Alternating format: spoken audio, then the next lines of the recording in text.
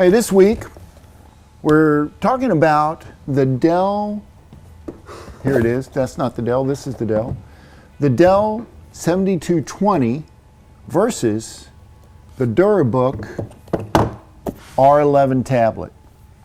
Okay, so out of the box, first thing you notice is they both have the same screen size. I don't know if you can see it there, but I'm going to hold them up like this.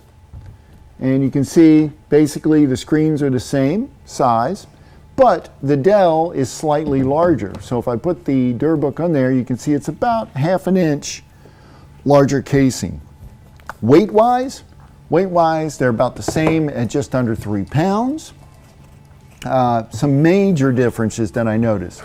If you notice here on the Durabook, we have no programmable buttons at all on this tablet. It's pretty straightforward. You don't get to program a button or none of that kind of thing. With the Dell on the other side of the coin, you've got programmable buttons, P1, P2, P3. You've got the Windows button, and you got the volume up and down, as well as the power button, obviously.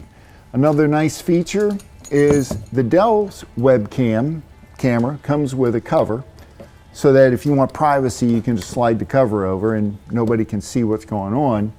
Whereas on the Durabook, you can see the camera is just there, there's no cover. You'd have to put a piece of tape if you wanted privacy, that sort of thing. Doesn't make it a bad tablet, it's just the differences of these two units. The other side on the Dell is that there's two batteries in the Dell, and when you have two batteries, these are hot-swappable. So you're able to pop this battery out and pop a new battery in without losing power because you're powered here, and put the new battery in and you're good to go for as long as you need. Just keep extra batteries on hand. As far as the Durabook is concerned, you only have one choice. You have to take the battery out, turn the unit off, take the battery out, and when you take the battery out, you'd put the new battery in and then turn the unit back on. So it takes a little longer to get your job done as far as that's concerned. Port cover wise, you know how I'm about port covers. They both have port covers. The Dell has this, I don't know if you can see this, but the Dell has this hinge here that's, I don't know, kind of thin in my opinion. If you look at the Durabook port covers, and there's only one. With the Dell, let me mention this. With the Dell, the port covers, you have one here, you have one here, and you have 3 port covers here. You have none on this side or on the top or bottom. So you have 3 total port covers covering your USB, your USB-C, your microphone jack, and your power port. So you do have a bunch of those. With the Durabook, you got one. You got one port cover. Let's see where, here it is, right here. It's got this across the full length hinge that keeps the port cover, I think, lasts longer. It also feels sturdier.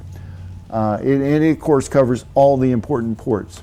So I guess on both of these units, there's some pluses and minuses, strengths and weaknesses. Price-wise, you can pick up the Dell 7220, used for under $1,000. The Durabook R11, brand new, there's no used ones in the market yet, is going to be under $2,000. You get the better processor, which is the 12th gen i5, whereas this is 8th gen i5. So I mean, there are some performance differences. You also get the newest Bluetooth and the newest Wi-Fi in this unit that you don't get in the Dell. But that's just based on its age. I think you got to look at what your job is and what you're doing as to which one will fit better. So that's about all I got for you this week. This is the Durabook R11. I really like it. I also like the Dell 7220. You got to figure out what your application is and which one your budget fits in best.